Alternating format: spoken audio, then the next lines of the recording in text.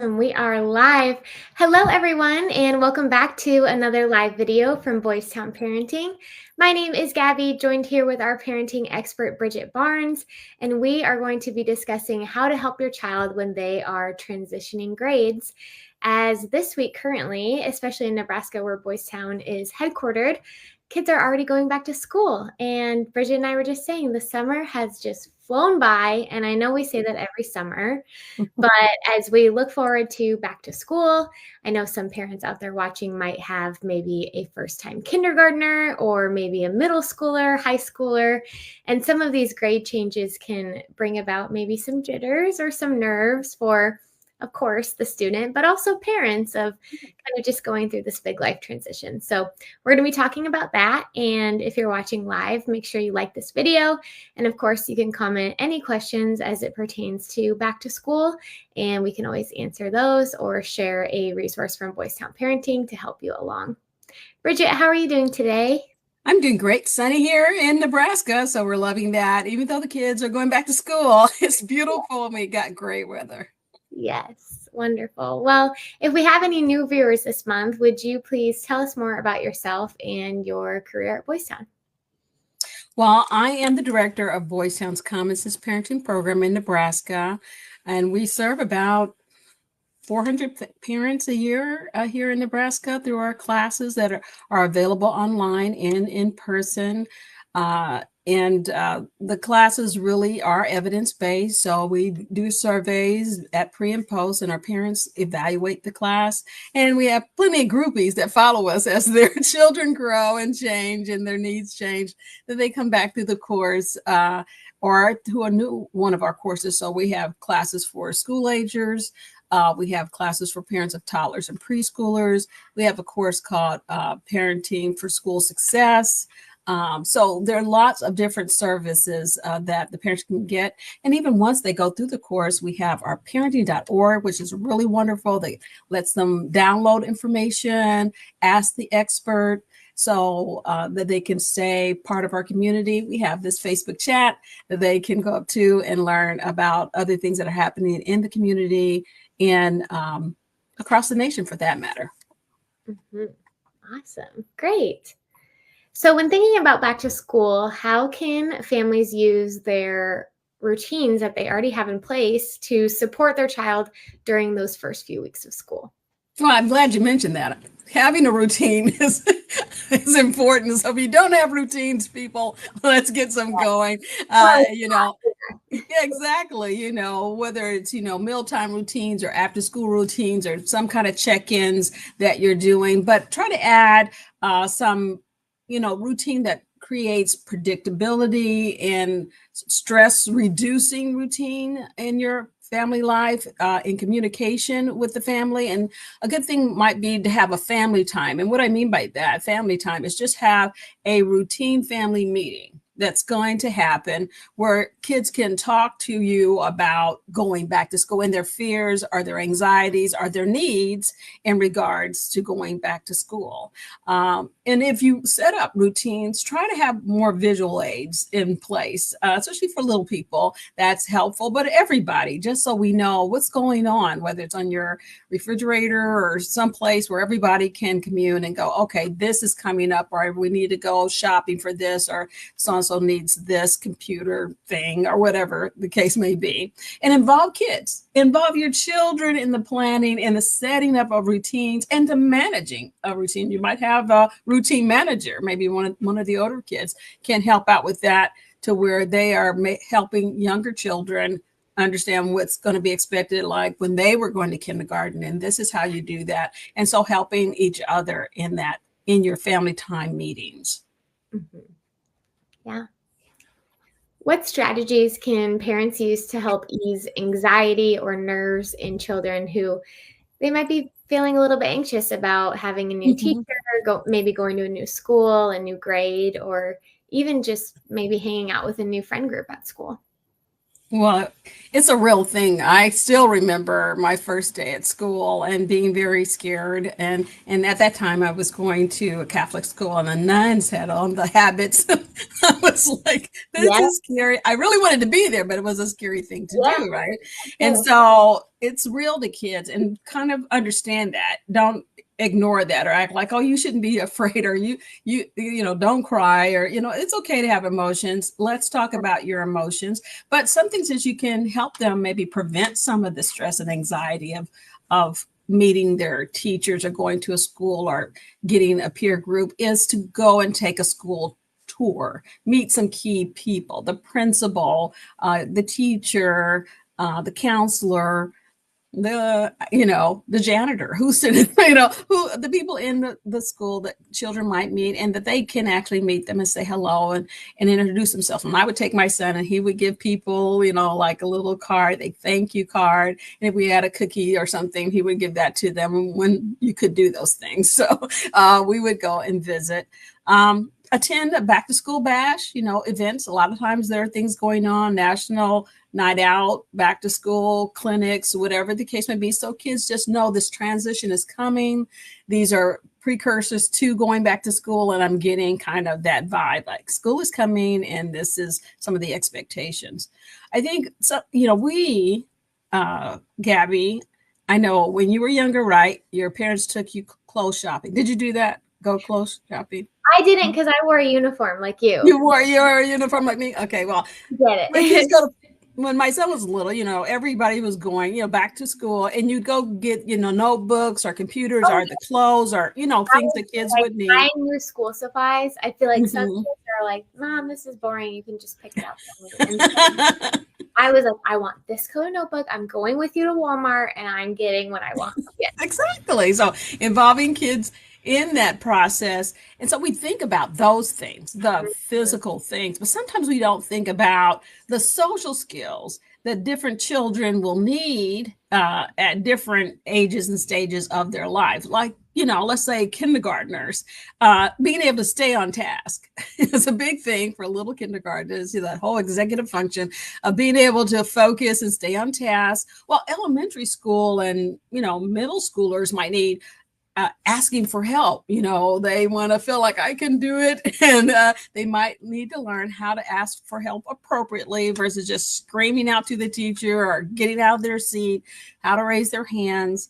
Where high schoolers are probably going to need to learn how to disagree appropriately. They're in the stage of getting that independence, and rightfully so. We want them to explore that, but to do it appropriately and learn how to disagree with others in an appropriate way so they can stay in school and enjoy it.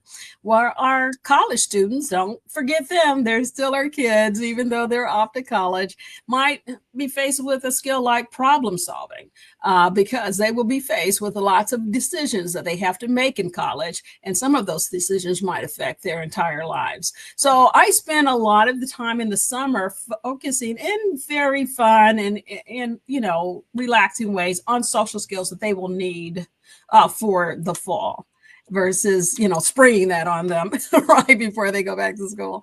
So when you're thinking about clothes and all those kind of things, remind kids about the social skills they want to use and how to use them, and have them practice that in fun in different ways that they can earn maybe some time on their technology or time with their friends by practicing those social skills that will really help them in the classroom. Mm-hmm. Well said. So, you mentioned expectations, and with going back to school, we of course think expectations academically. So with that, Bridget, what is the best way to talk to our kids about, especially maybe the older kids, middle school, high school, about those academic expectations in the next grade without adding too much pressure or stress? That there, you hit it right on the head.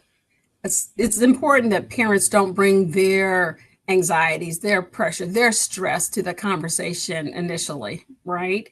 Try to frame that conversation in a positive, open way without the pressure. So don't give kids history lessons like last year. You know how you had, don't start out the conversation in that way, just talk to them about the school year, trying to see it as a new opportunity to learn versus a pressure cooker to fail.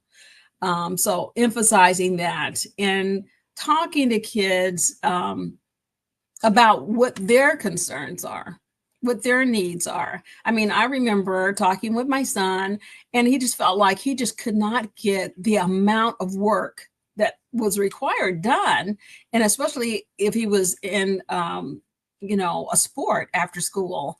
So then we talked about, well, maybe we need an extra study hall, maybe we need a tutor, maybe, so we explored those things and then talked to the counselor and got some of those things in place. So having that conversation before is better than waiting till your child is struggling and they're in the October slump and now you're trying to scramble to make up for that. But focus on individual growth too. Sometimes, of course, we want him to have academic growth and to do well in school, but there might be some things that your child will want to focus on that are very child-centered goals. I want to get on this, chess team, or I want to be part of the jazz band, or whatever the case may be. Try to include that also in your goals for your kids, and then share that there will be times. There will be times, Gabby, where there will be failure, and that's okay. When kids feel like they can't fail, like if they fail, that's the end of the world. Now I can't even show you my grades, or I don't want anyone to talk about it. I say, okay, you're going to fail from time to time. There will be failure, but that's an opportunity to learn. It's the first step toward, learning something from that failure, and what are we going to do differently? So kind of have those open conversations with kids that you don't bring your pressure to it, your concern, but what their concerns are. Does that make sense? Or yeah.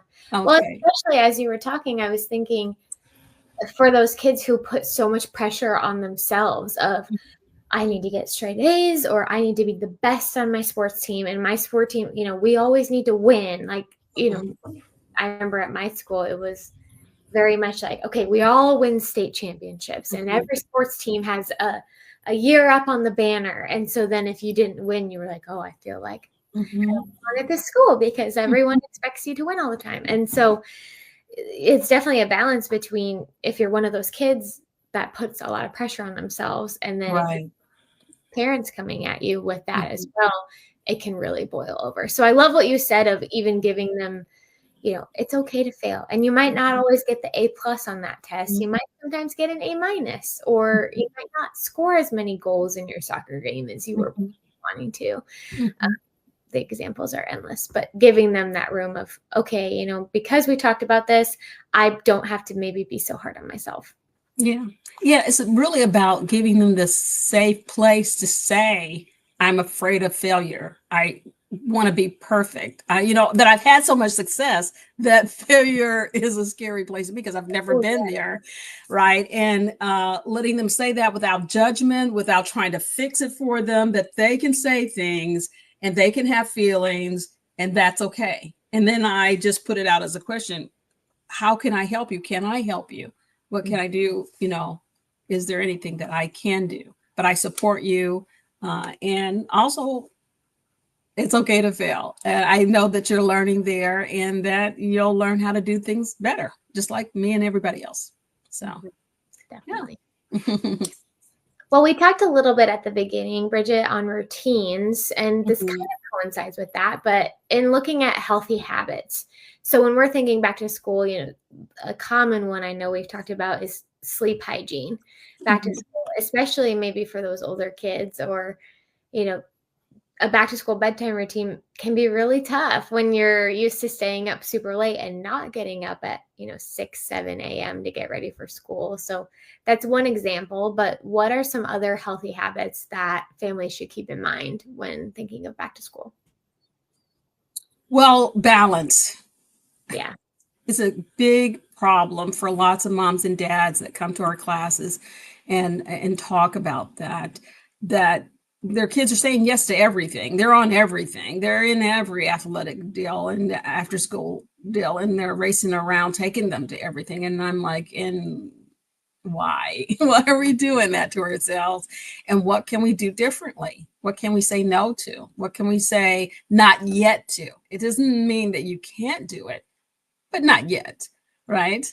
And talking about the not yet, that we should really kind of help kids learn to balance. That's the big thing. I could talk to you about, you know, there are some basic things in life, like getting enough sleep, getting enough to eat, having time to be with others, and interact, and not, your kiddo who's just constantly studying, doesn't interact with anybody. That is not healthy. Even if they're getting good grades, if they're not interacting with other people, they're not learning some really great opportunities about how to engage others.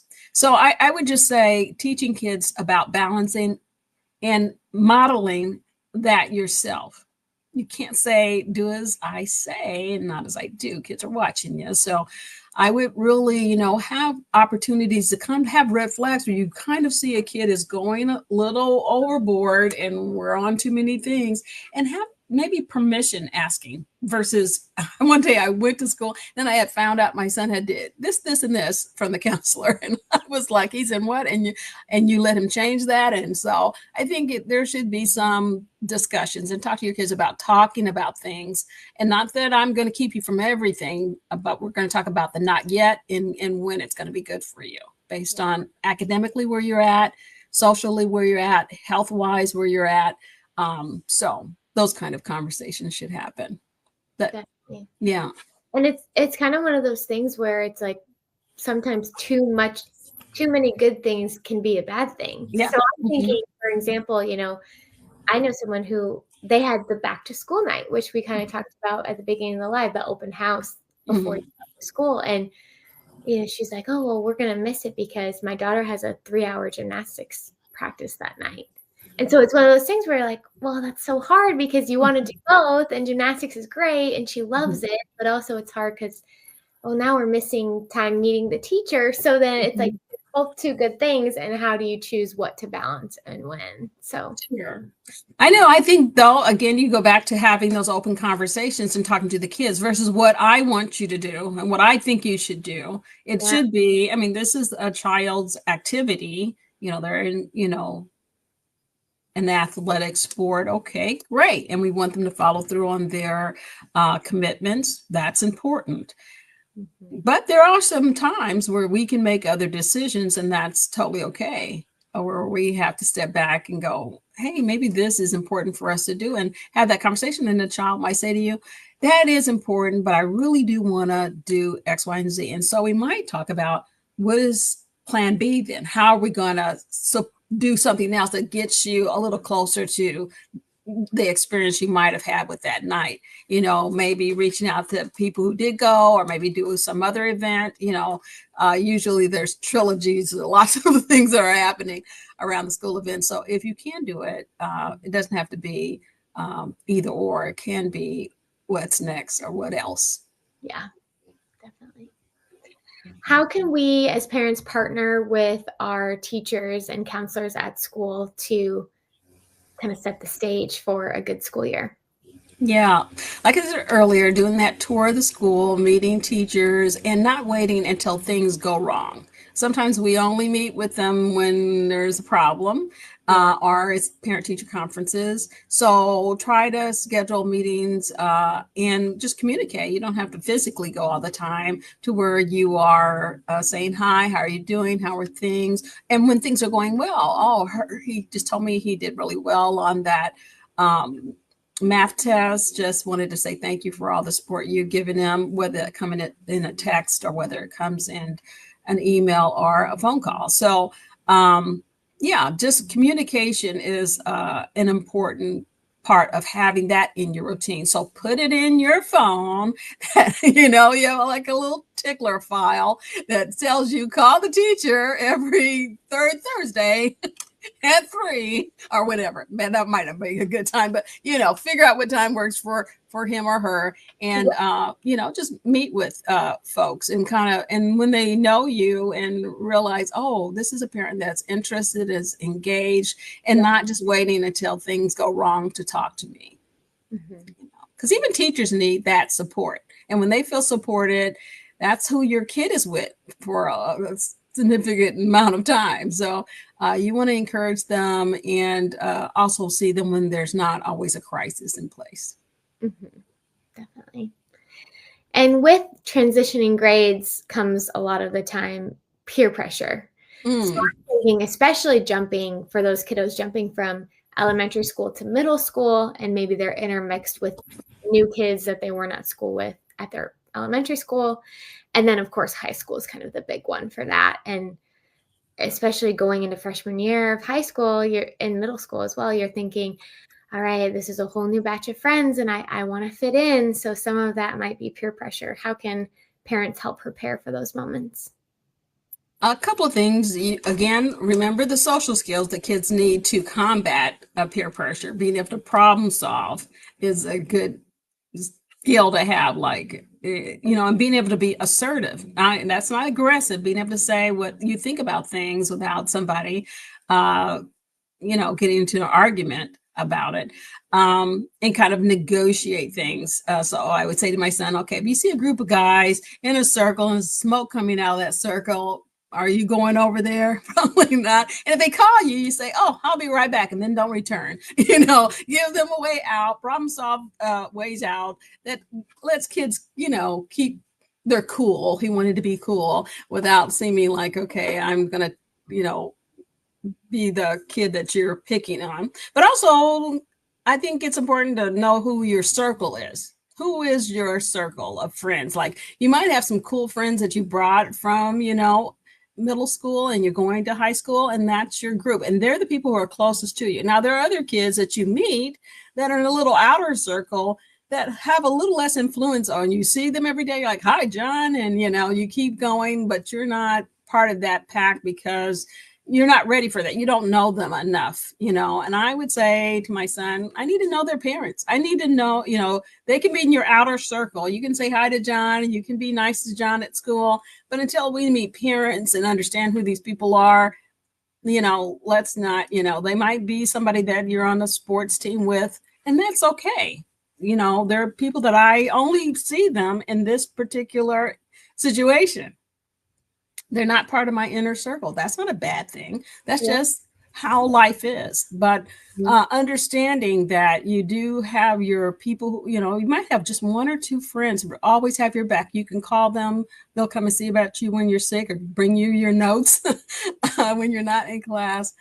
And there's other people that you're going to see in other contexts, and knowing that they don't have that much influence. So when they tell you to do something, you're probably not going to go along with that just because they said so. Right. So social skills, having the communication, the safe space to talk to you about things that are happening in their lives. Note any red flags, changes that they are making that might indicate that there's a new influence in their life, right? And teach them about, their circles and where to put people. And not everybody needs to be close to you. Yeah, what's the saying? It's like 4 quarters is better than 100 pennies. I've never heard that, but that's a good analogy. I'm liking it. four good friends, and then there's nothing wrong with acquaintances or just friends you see at school, but maybe you don't have to get them outside of that. Yeah. But we're in a kind of a world now where people are getting likes on their Facebook pages or Instagrams or whatever, and this electronic world has really kind of broken down that circle barrier, right? And so sometimes kids think they have these relationships with people who are really not that close to them. And they're influenced by them. So having those technology talks as well, because there's people that you might talk to every day online, but unless you have had face-to-face with them, they still are in that outer circle. They still are the person that I only do this with, versus that person who has a lot of influence on me. And I trust them. I've had time to have that relationship with them, those important things before you are pressured to do something by somebody. Now, there's also positive peer pressure. Like, I'm going to college. Okay, me too. Yeah. Or I'm, Let's going to get get. together. Yeah. Yeah. So the peer pressure is not always a negative thing, No. but it's always important for kids to know who's in their inner circle, know that I have safe place to talk to someone. And maybe it's not me, maybe it's not the parent, maybe it's a trusted teacher or counselor, and that I have the social skills to navigate pressure from others. Mm-hmm. Yeah, great. Well, we'll do one more question on our list, but just Okay. as I said in the beginning, if you are maybe watching this later tonight after work, or you find this video around school starting in your area and you have follow-up questions, you can always leave them in the comment section below, and I'm happy to help facilitate an answer from Bridget, or we can direct you to a resource that can help on parenting.org. Yes. Okay, so this one is on blended families and with co-parenting. What advice do you have for them as they try to support a child through those school transitions while they are splitting time between households?